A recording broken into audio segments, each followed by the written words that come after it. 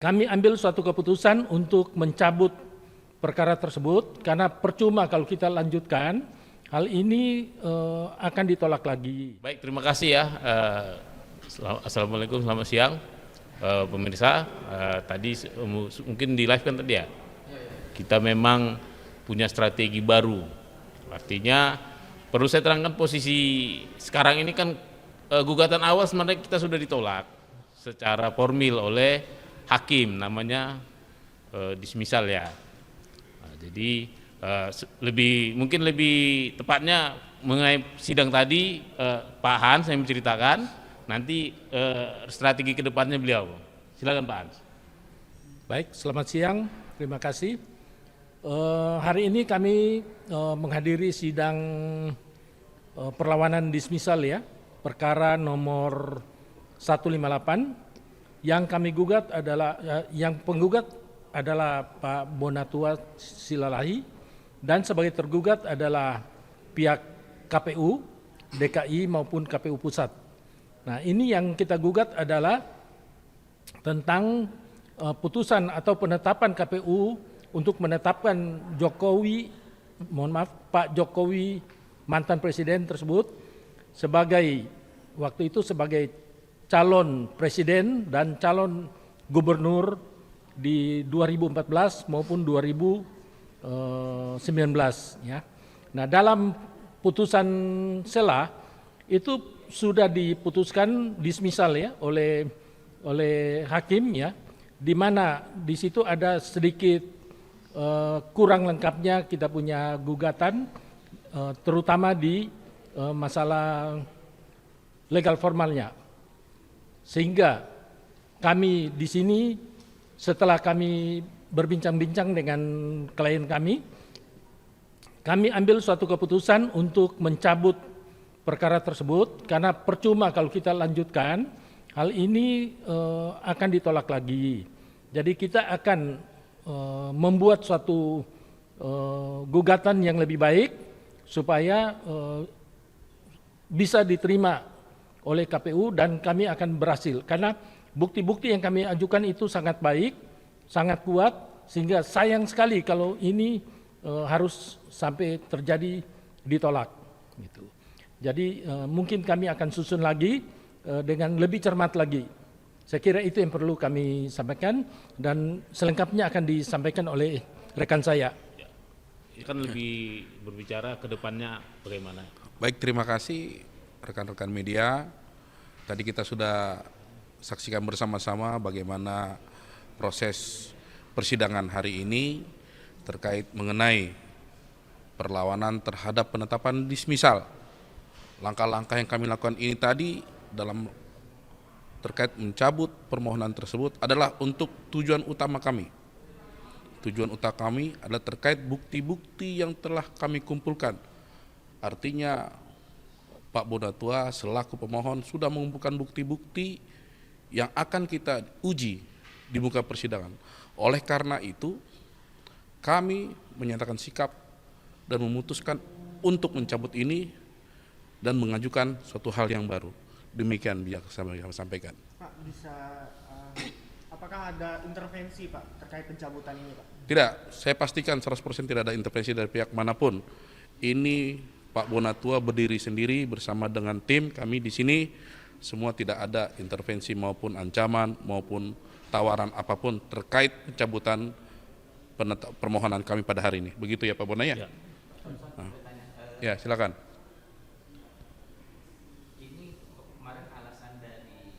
Itu bagian dari strategi kami, Pak. Bagian dari strategi kami, makanya kami melakukan pencabutan. Begitu ya Pak Bonaya, Pak Hans ya. Apakah ke depan ada upaya hukum lagi Pak? Mungkin mengeluarkan gugatan? Sudah, kami pastikan pasti akan kami munculkan hal-hal yang baru. Ditunggu saja. Oke? Itu pertimbangan kami, pertimbangan internal kami akan melakukan pencabutan. Kalau penolakan itu kan haknya majelis hakim, kita bisa intervensi terhadap penetapan maupun putusan majelis hakim. Demikian. Alasan penolakan hakim, ya alasannya syarat-syarat formal. Hanya itu persyaratannya yang jadi pertimbangan hakim dalam memutuskan penetapan dismisal. Ada lagi? Terima kasih ya semua ya. Terima kasih. Ya, ya. Oh ya. Assalamualaikum ya. Saya sebagai warga negara punya hak untuk mendapatkan informasi yang baik, benar dan tepat serta akurat ya. Dan terpercaya. Ini kan soal perjalanan bangsa kita. Ini bukan soal Pak Bonatua, bukan soal Pak Thompson atau Pak Yan dan kita yang hari ini hadir di PT UN ya. Ini proses berbangsa dan bernegara. Dua departemen kita ini departemen yang paling pintar, paling penting. Menurut saya negara itu bisa maju dalam dua departemen. Yang pertama kesehatan, yang kedua pendidikan, yang ketiga itu hukum, menegakkan hukum. Kalau negara ini kaya, penegakan hukumnya tidak ada, ya seperti yang kita ketahui bersama saat ini. Bagaimana upaya-upaya yang terjadi saat ini, di mana pihak kejaksaan dan pihak polisian yang menjadi ujung tombak harapan masyarakat. Saya tidak mengatakan salah, tapi Anda bisa nilai sendiri. Nah terkait dengan ijazah ini kita miskin sekali nih. Indonesia ini miskin sekali keteladanan. Seorang presiden, seorang calon presiden, seorang KPU ini tidak detail. Sebagaimana yang beliau katakan tadi bahwa menurut perundang-undangan ya Pak, ya, bahwa itu wajib hukumnya. Tanda tangan, stempel, cap basah, kemudian ada tanggalnya. Tanggalnya ini kan membuktikan bahwa di mana, kapan dan siapa yang melakukan legalisir sehingga dia diverifikasi mana aslinya gitu. Jadi kita lebih baik misalnya, mohon maaf, memang peraturan tidak benar ya, tidak ada bahwa presiden boleh SMP. Tapi itu akan jauh lebih baik daripada penuh dengan keraguan-raguan atau teman-teman bilang ini kepalsuan. Kalau saya pribadi mengatakan bahwa mungkin ini tidak pernah ada. Jadi artinya dengan konteks ini walaupun sedikit nih, mohon maaf ya Bunda, kita memang sedikit. Kenapa saya memaksakan datang? Tadi teman-teman wartawan nanya, "Bang, lu kok maksain bener nih Bang datang ke sini Bang?" Begini persoalannya. Ini persoalan kita pondasi bernegara. Bagaimana kita bisa punya pemimpin yang baik, benar, amanah dan pro rakyat ketika proses peralihan kekuasaan ini dilakukan dengan cara-cara yang seperti ini. Nah, saya adalah korban kriminalisasi di tahun 2019. Bagaimana kita menolak pemilu curang dan banyak persoalan-persoalan yang timbul akibat demo-demo itu. Kalau Anda boleh ingat, saya ingatkan kembali bagaimana di Bawaslu itu mengorbankan 9 anak nyawa yang tercatat. Dan rumus dokter itu orang lahir, orang mati kan nggak bisa hidup. Artinya bisa lebih, tidak mungkin bisa kurang. 9 anak nyawa menjadi korban dari akibat dugaan kuat terjadinya pemilu curang. Itu proses pemilunya. Kalau kita mundur, ini asas formilnya.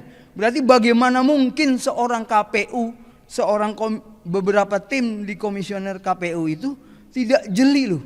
Ini calon gubernur, calon wali kota, calon presiden. Bagaimana negara ini dipimpin oleh orang-orang yang diragukan legalitas pendidikannya.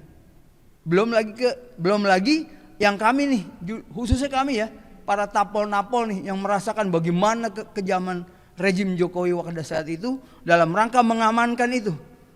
Keputusan KPU nomor 30 tentang kemenangan nomor urut 1.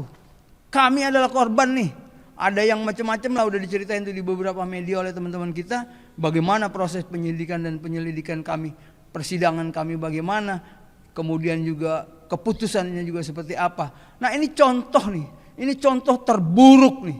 Contoh terburuk pemilu sedunia. Ini demokrasi yang paling hitam. Sampai menjadikan apa tuh? Istilah baru menurut saya itu ada tragedi berdarah ya. Peristiwa berdarah, tragedi kemanusiaan. 627 KPPS meninggal dunia. 9 anak nyawa, 9 tunas bangsa itu meregang nyawa. Nah untuk ijazah ini dari zamannya Bambang Tri, Gus Nur jadi korban. Kemudian ini teman-teman kita, teman-teman kami ya, Tipa, Roy Suryo, kemudian siapa? Sahabat juang saya Pak Bu Kurnia, Rizal Padilla, Rustam Effendi. Ini bukan biaya sedikit tuh, melibatkan beberapa instansi, khususnya kepolisian dan kejaksaan serta kehakiman, dan memakan waktu sampai berapa tahun sudah. Berapa biayanya? Coba Anda bayangkan, mau begini terus kita. Nah ini contoh yang terburuk. Mudah-mudahan melalui petun ini, dari sinilah sebenarnya kuncinya kita berhasil atau tidaknya mengungkap ijazah Jokowi yang hari ini digugat di semua pihak. Terima kasih. Gak sempet baca, Dengerin aja, klik icon text to speech di okezone.com.